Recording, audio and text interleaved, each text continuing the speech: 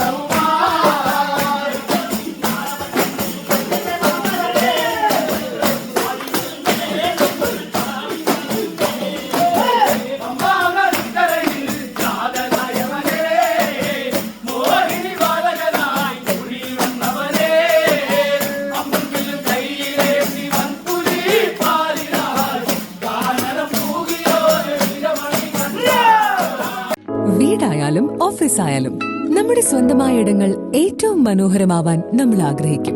ഇനി അത് സ്വപ്നം കണ്ടതിനേക്കാൾ മികച്ചതാക്കാം പൈറ്റക്കുളത്തിനൊപ്പം.